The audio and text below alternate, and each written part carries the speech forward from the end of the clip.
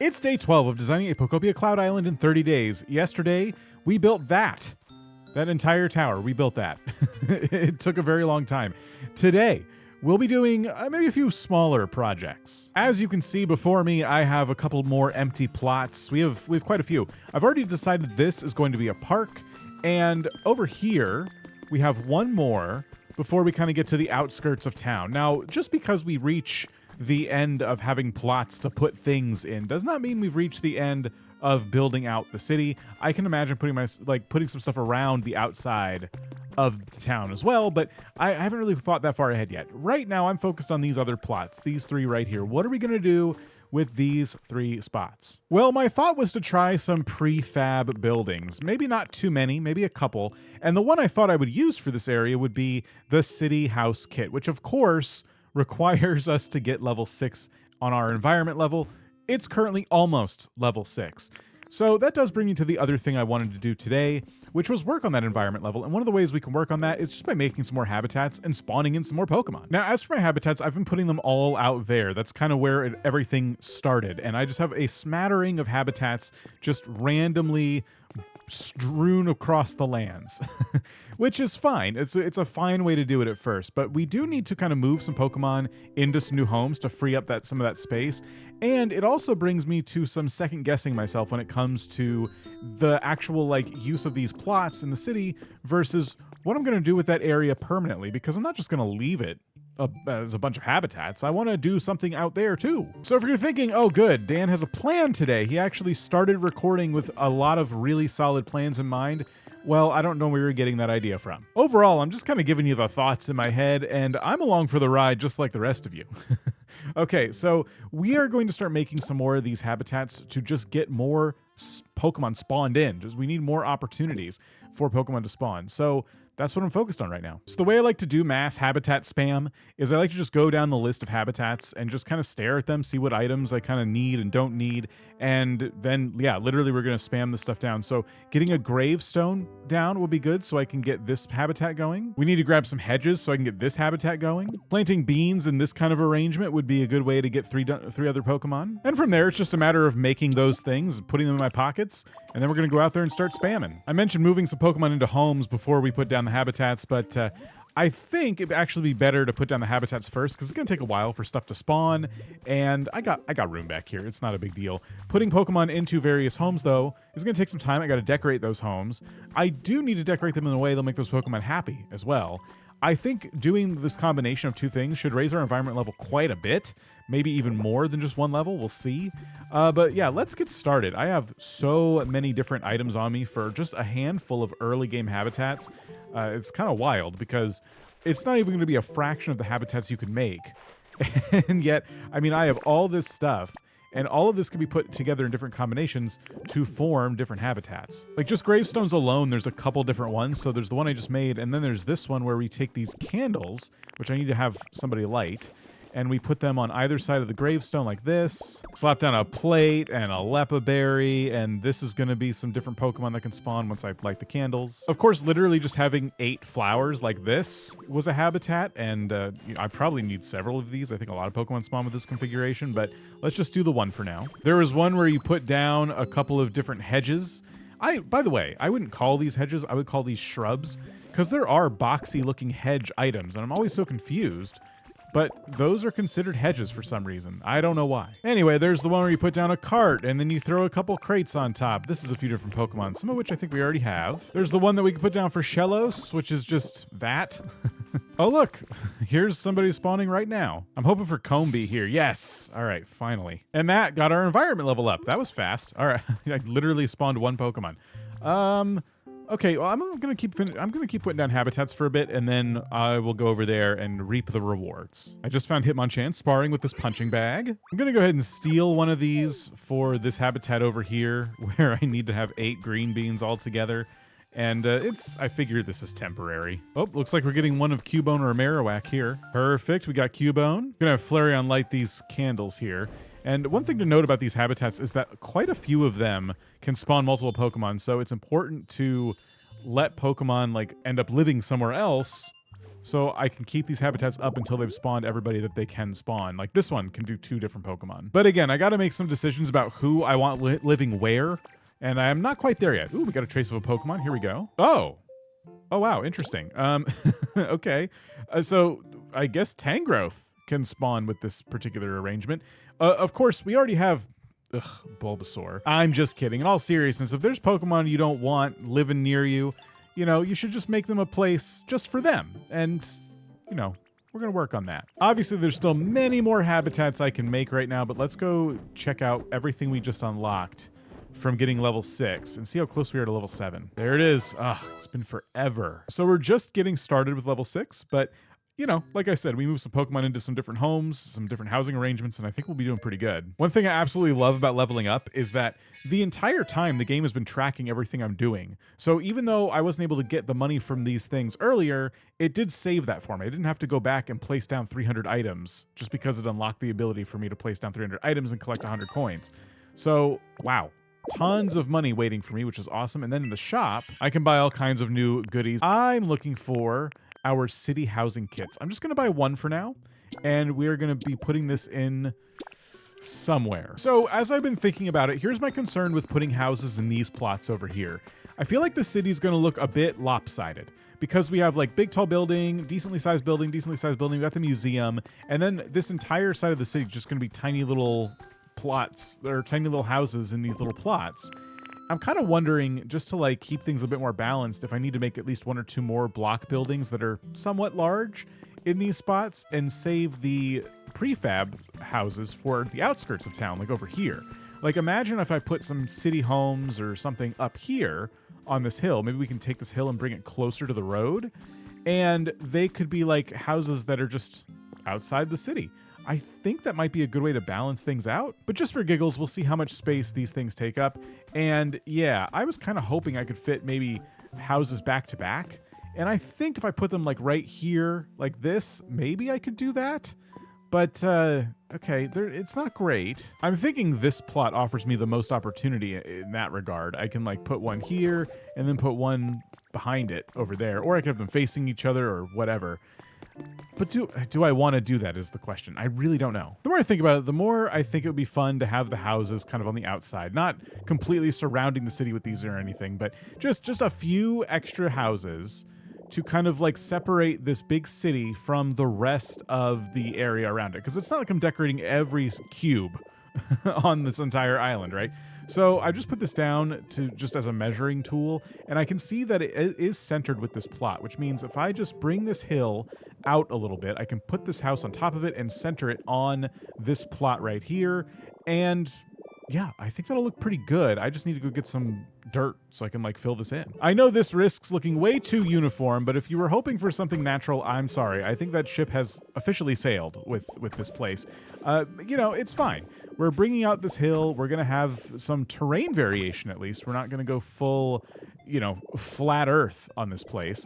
So that's good. I think the plan here is to bring the dirt out to here first, right? So we'll have like the gravel where I'm kind of hovering over right now, and then there'll be an extra space, and then some stairs up here, and then we're going to bring it out to about here. So this will give me a little bit of room to put like, I don't know, some other decorations or maybe another path. In fact, if I put this back even one more layer, I'll have even more room to put like a little path, maybe a 2-wide dirt path or something in front of all the little homes we put over here. So the house up here would look something like this. And again, we'd have like another path down below, and we have little stairs going up to it. I might put it one more back, and that'll give me a good amount of room in front of it to decorate with some stuff. So I think if I did that 2 more times, and we just had a total of 3 of these larger city houses, here, here, and here, we would have a nice little area to work with. First of all, we would have a lot more places to house some Pokemon, and secondly, it'd be a good way to cap off this side of the city. There's only 1 more of these in stock right now, so I guess I'd have to level up my area more before it's going to let me spawn more of these. In the single player game, you have to get it to a certain level before it lets you like make unlimited amounts of these particular homes.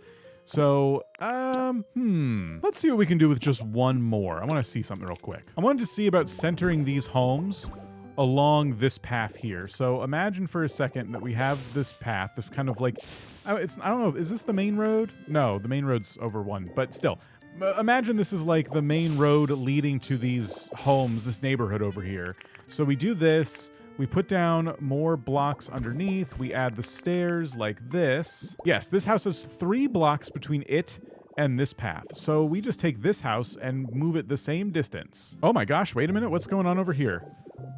Oh my gosh. There's so many Pokemon. We got Tangrowth and not the professor one. Hey, hello. Why are you so surprised? Professor Tangrowth. Oh, so I look like someone you know. I wonder if I'll meet them someday while I'm living here. But they're a professor, you say? Maybe they can teach me where to find a nice sunny spot to just relax. I only just recently learned you could even get this version of Tangrowth. So that's so cool that out of all the spawns we could have gotten, it was you. That's awesome. We got Axew over here, Rowlet over here, Litwick on this tombstone one. I'm going to guess this is Pidgey. Yes, I was right. I had thought we hadn't gotten Pidgey yet, so that's good. And that's all the new Pokemon over here for now. I don't know. I think some of these can still spawn some Pokemon. Yeah, we got Luggage Carrier still, Field of Flowers. Yeah, so we'll have to check this again. But anyway, so right now, the way this is looking is I have 2 houses, or 2 houses. One would be right here, but I got to move this habitat. And then we got one right over here with some space in between. I could put a tiny house in between them, or I could just make it like another path that goes out to the farm or something, which is actually not a bad idea. So yeah, we would have this path kind of lead up here, and then from the brick stairs, we would probably change it to like a dirt path or something a little more rustic, and we'd have it go along here and become an entrance to both of these houses. Now, I wanted to start construction on these, but I'm having one issue. For whatever reason, this house requires a Pokemon with a teleport specialty, and I don't think I've unlocked anybody here with that yet. Oh, I'm in luck. I have 1 Pokemon with the teleport specialty, and we've only just recently moved them in, so whew, okay. Oh, we got another Pokemon spawning as I'm trying to gather everybody up for the building project. Ah, Vespiquen. Okay, cool. So this line of Pokemon is now spawned in. And I might as well have them help me build this. So we have all the supplies. We'll now have every Pokemon we need to start building. This is only going to take about an hour. And then I'm going to take this same group when they're done and move them on to this house over here. So let me just make sure all of the supplies are in place. There they are. And now it's just a matter of deciding how I want this area to kind of look. Or I could start placing down more spots for different habitats or different houses for Pokemon. Maybe over there by that Skylands kind of area. I have to make some decisions about what's going near the Pokemon Center, and I don't want to only use prefab houses like that one over there, because the problem with those is I think you can only have enough prefabs on one map or one area to house up to 40 Pokemon, if that makes sense. So, for example, the city house we have can house up to 4 Pokemon. That eats into my budget, so to speak, when it comes to prefab homes. So I don't want to put those everywhere because I got a lot of map I'm going to want to put prefabs down on. But yeah, we still need to make some decisions about what we want where. I'm trying to decide how I want to play this. I've decided I'm going to focus on this area here. I just want something small today. I feel like I've been taking on some really, really big projects. And if I'm going to get through this, sometimes I'm going to need to take on smaller things to reset a little bit. So what I'm doing right now is embracing the bit of the dirt path, okay? So I'm thinking what you do is you climb up the stairs here, and then things start to change. The vibe changes a little bit. We get to dirt paths. We're going to have the dirt path leading up to the entrance of the 2 houses, and it might even continue back in between the 2 houses as well, but we'll get back to that in a little bit. To kind of tie this more forest core area with the city core area, I'm going to use these fences, these stone fences, which kind of feel like city fences. I'm going to put them along the path right here. I think with the right decorations in front of them, that'll work pretty well. And I have a little bit of gravel, not enough, but a little bit. So I'm just trying to like put it in front of this area we're working on, just so it is more finished. Still got to go harvesting in terms of gravel. It needs so much more. And then I made a handful of these path borders.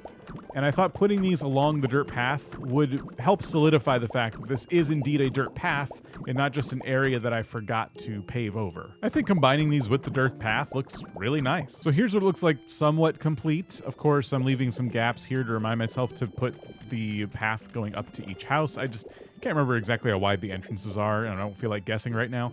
So yeah, this is kind of what this part will look like. And then up here, we'd probably put things like shrubs or flower beds, honestly. Oh, just found Hitmonlee. Nice. Okay, that's 2 more. There's 2 more fighting types that are somewhat, I don't know, I always associate them with these 2 Pokemon, Hitmonchan, Hitmonlee.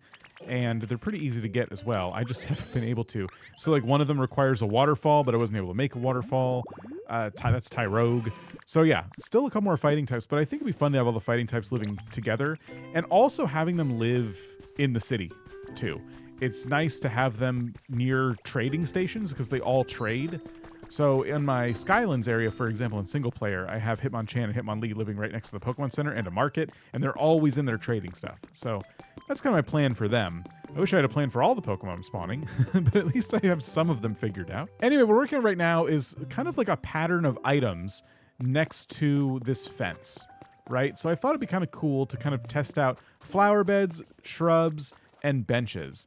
And I gotta admit, these little benches right here are a bit underwhelming, if I'm being honest. Like, I feel as though the wooden bench that does not have a back on it is a bit more substantial looking. You know what I mean? Yeah, like this bench right here just feels a bit bulkier when you see it up against a grass block like this. I'm not sure why that is. I'm not sure if I'm just kind of making that up, but I might trade out this bench. I really like the little park bench, but it's little. Maybe just next to these flower beds, it looks a little bit sad. Anyway, so yeah, I'm thinking of doing something like this. And I already kind of have the flowers picked out too. I wanted to use these big white fluffy flowers. I'll go ahead and have somebody help me grow them. Yeah, these flowers. I think these look really nice and can go in all kinds of situations. But the shrubs are these red and orange ones. Because we're gonna probably put leopardberry trees in a lot of places.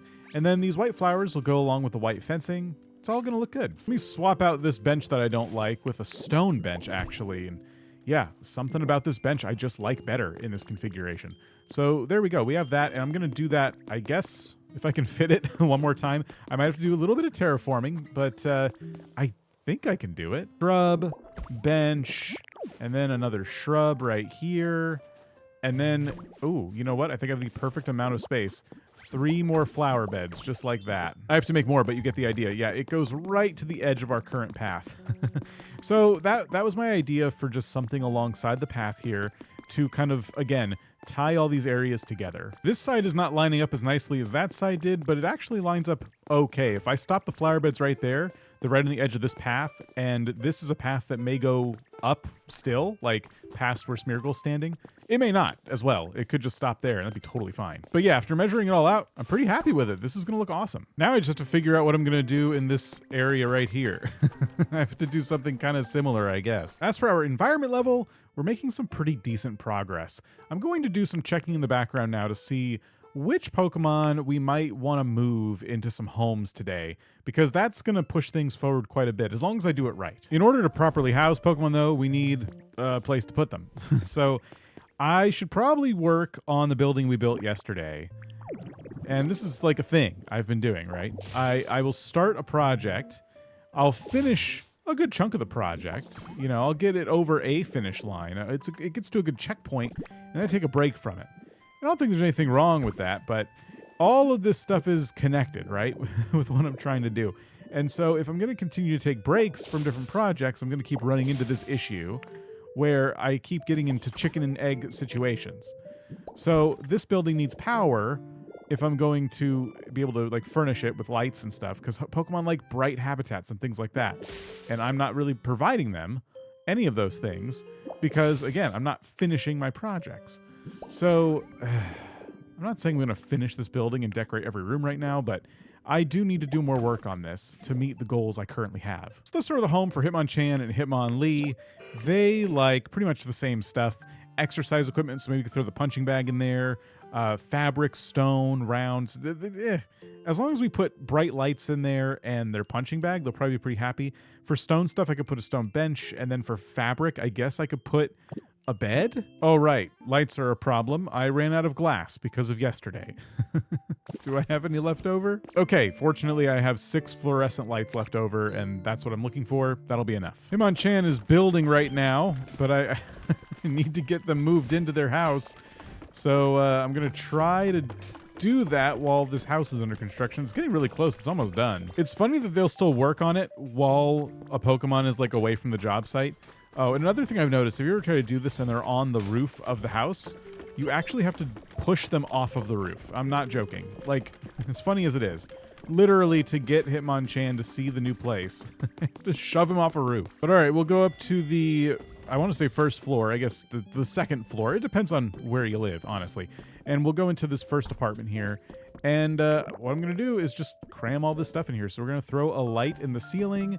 Probably, there's probably nowhere where to put this where I can center it, huh? Well, maybe. Yeah, there we go. I can center it right there. It's nice and bright in here. We'll throw a bed right there.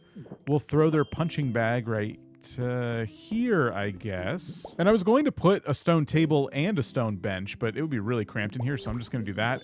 Instead, they like round stuff, so I was going to put a mug on the table.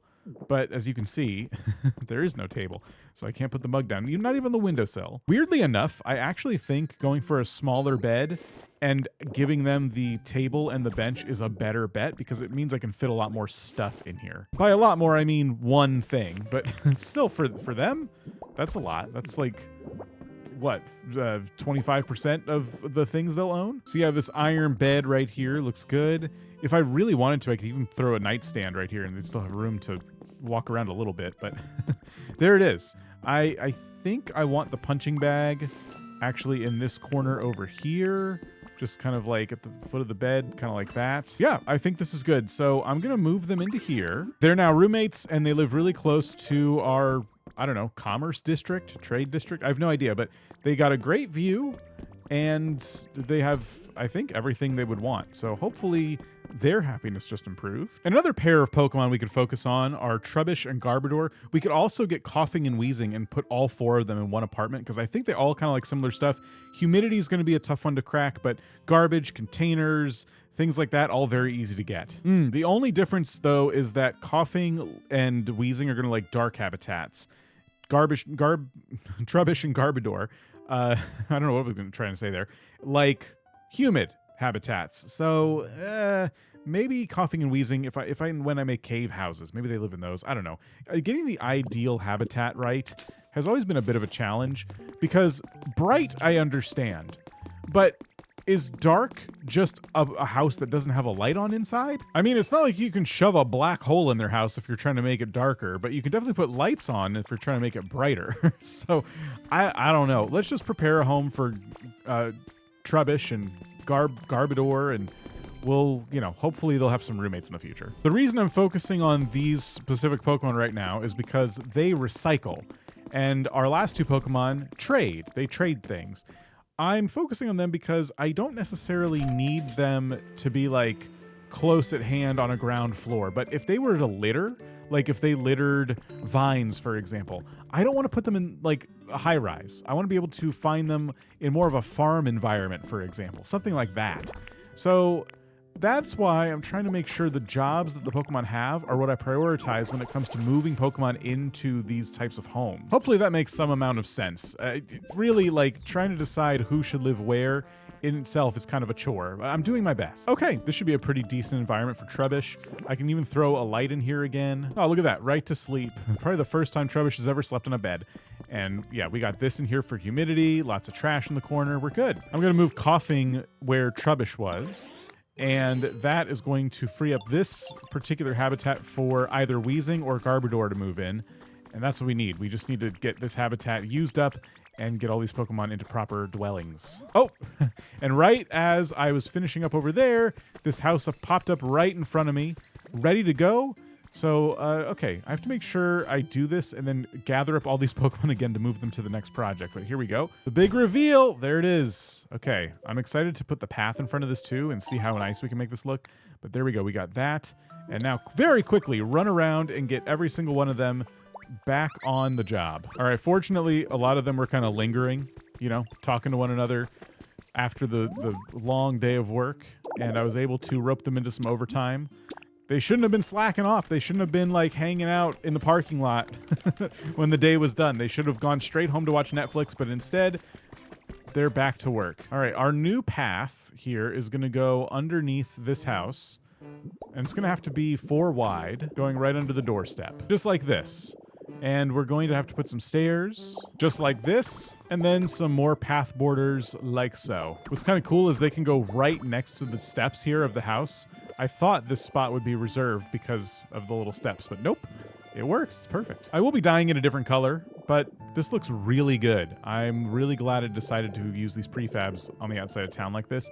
Putting some trees and stuff around it and filling in the area real nice with some nature is going to look really good. Checking my environment again, I would expect to see 4 Pokemon in this awesome section, and it's not working out. And the 4 Pokemon moved into houses are also not in the great section. In fact, Hitmonchan is doing worse than before somehow, and Hitmonlee is also doing worse than before somehow. I am flabbergasted. I don't know where did I go wrong here? My guess is that even though I have a nice bright fluorescent light in there, it's not really like competing with the sun. So I'm gonna grab a lamp. I'm gonna throw that in there, and it says that they like sweet flavors. So maybe there's something I can do in that realm as well. Like these foods for Eevee and their friends should be in that realm, right? Of like sweet flavors, but they don't say it's like a sweet treat or anything. So I imagine it's just like for gifting. I don't think I'm supposed to like put sweet flavors in their house. It's probably literally just for giving them gifts.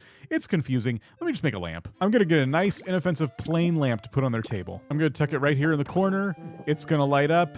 And there you go. We have an even brighter habitat now. However, there was really no change. Part of me thinks that it takes a few minutes or a little while for things to kind of move around when you start moving Pokemon into homes. I usually deal with this. The fastest way to get your habitat, or your levels up, is to literally just give people gifts. And there's so many Pokemon, and then I gotta figure out what food they like, and that's always a hassle. I'm just going to keep grinding away. Getting to level 7 today is probably not going to happen. I mean, if I really wanted to, out of desperation, I could run around and just give everybody salad. I did this before during a live stream, and it actually did work. My fear with doing this is that also it's kind of temporary, right? It does raise their friendship with me like that, and I needed to give presents anyway. So that can't be that bad, but doesn't this wear off after a while? If I just give everyone a whole bunch of gifts and use that to raise my friendship, whether or not they like the food or they love the food, just give them whatever I can. Eventually they'll be hungry again, right? And if they become dependent on me to give them food, that's not good. Then I'm not here, and then they're really unhappy. They're like, oh my gosh, I had stopped buying groceries because I thought Dan was gonna run around giving me food every day. Now I hate it here. Before I at least knew how to survive, but now I've lost all my independence because I forgot how to cook things for myself because I became dependent on pocket salad. Like if it was me, I would like living here less. That's just what I'm saying. If you give me free food once ever and you imply that maybe this is life going forward and I plan around that, and then my fridge is empty, but also you're not there to give me pocket salad, I'm gonna give you a bad review on House Yelp. I just hear crunching everywhere. Everyone's just eating my pocket salad. Oh, that's gross. All right, well, now we can check our environment level. By the way, I wanted to see what it would look like if I put some benches out here just in front of the museum like this. That looks really good. Now, I like the benches in this context. Probably need something on these corners, but then again, maybe not. What if I just did maybe like this? Just kind of separate them more? I don't know. I actually like them closer together. Maybe we stick like a little trash can between them or something, like those nice little recycling bins. But let's just, who knows? Let's just see what the environment level's doing. Huh. It hasn't moved much. I gave away a lot of salads, and I don't have a lot of materials right now. Oh, wait a minute. Okay, Combie's up a little bit happier, and Rowlet's a little bit happier. Okay, that's something. So the only iffy one is Vespiquen, who's busy building right now. What about you? You like pocket salad? Well, this has been a very scattered but somewhat productive day of Pokopia. Tomorrow's video is on screen now if it's ready, and I'm going to try to be a little more structured tomorrow. So stay tuned for that.